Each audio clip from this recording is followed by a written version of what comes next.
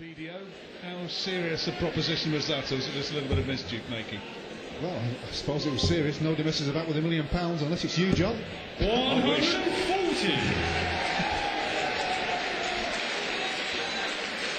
Hankey's starting to get his eye in. 45. He was on 99. If he can take this out, he can put a flake in it. Averages tell a story, don't they? He's averaging over 90. Weights back in the mid-70s. 39. Just trying to make a hole in this now, a long way back. Had a little bit of a mess of that, but does have a little bit of distance in this leg. 95. Just needs to peg the double. 60. Doesn't want to be messing about. 2 darts at double top. Down for double 10. Scott back on 151, capable of taking this out. And this certainly would get the crowd going. And it would certainly hurt Ted Hankey if he produced this spectacular finish now. Can't do it. 60. Ted needs to take this now. 20. 3 darts in his hand. Only needed one. So Ted gets his head on the board. Holds his throw. So a resounding chorus of boos. Yeah. For a minute there, I thought Peter Manley had walked on the stage. 55. I think he's got a better chance of getting cheered by the crowd if he had a West Brom shirt on.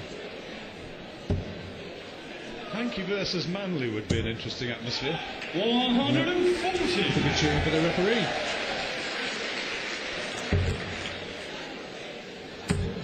And that's 2 in. 140. Just above with the last one.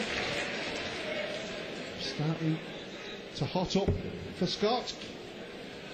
Scotty to Hottie. And Ted raised the temperature. We've been unlucky with that third dart. Scott Waits has had his share of tournament success in the past. He's a former Dutch Open, Welsh Masters, BDO Gold Cup, Belgian Open winner, Swedish Open. The list goes on. He's had plenty of success on that side of the equation. He certainly has. Quality player. Don't win those events without being a quality player. 60. I'm just waiting for you to ask me, John. I asked you yesterday, and for those who haven't heard the conversation once before, Mr. Warren a Little is a former 3-time winner, is it, of the Dutch Open? Back when Adam was a boy. I've got it on Betamax tape. 51. Scott, you recall 111. Well, Hankey's left a big 170, but it's Waits who comes to the board. Treble 17 for double top. Well, he's missed a big 17. Doesn't want to be messy. Well, good last start there. Keeps him in a good position in this third leg.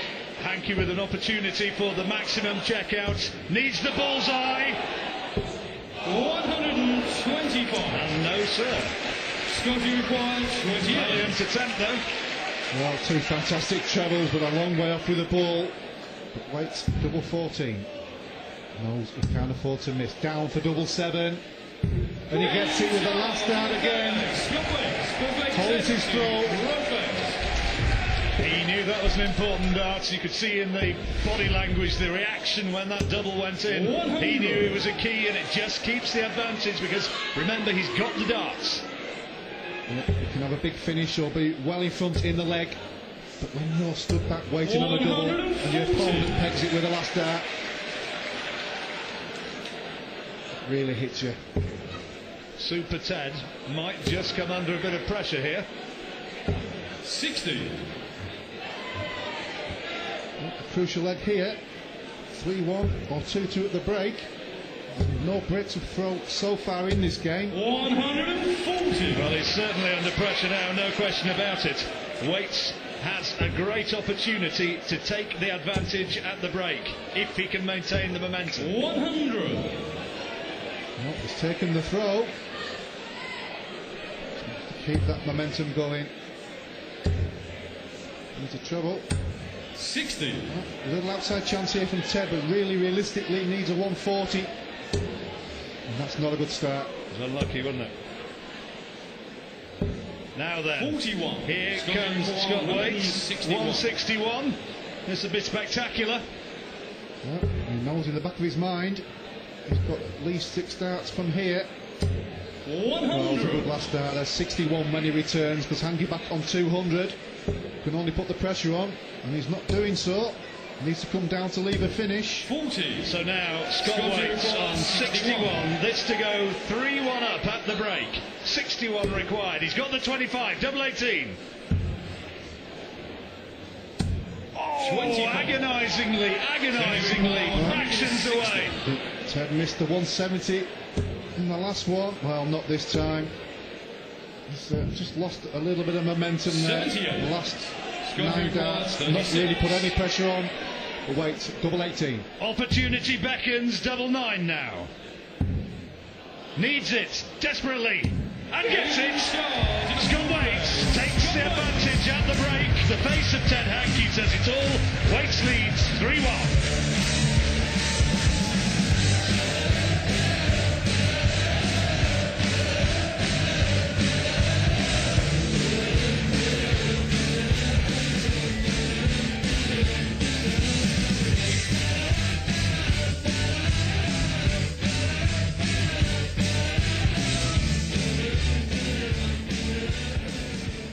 Plenty to discuss on the balcony after that. First things first, Chris. Is it fair? Is it expected that he's getting this, Ted Hankey, from the crowd? Does this go with the territory? I'm not sure, really. I mean, I don't know. I mean, a lot of what gets written in the papers, I mean, I've been a victim of it myself. You can say something that can get sort of turned around and it's backfired. Whatever he has said, it seems to have backfired on him. He called Taylor out when he won the World Championships for a head-to-head match and said a lot of things, and these guys in here are loyal PDC fans, and they obviously just took a dislike to Ted through that period of time when he did win it. Well, there's only one way that I know in sport to quiet the fans down, and that's to perform. If he wants his match with Phil Taylor, he needs to start throwing better darts. Absolutely, but I mean, I thought this match he'd settle okay, because he as Scott being a BDO player, they would have played each other many, many times, and I thought he would have been pretty comfortable up there against him, because he's a familiar face.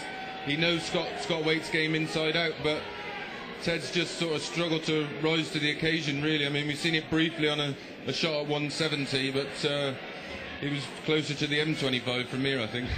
He's only 4 legs in to his Grand Slam debut, so I suppose he needs to be given half a chance. Even this short format can make a bit of a fool out of you at times. Yeah, it's a sprint. It's a very short race, but as we've seen with Wayne Mardell, usually the front runners tend to stay in front in this short course. It's first to 5. It really is a sprint.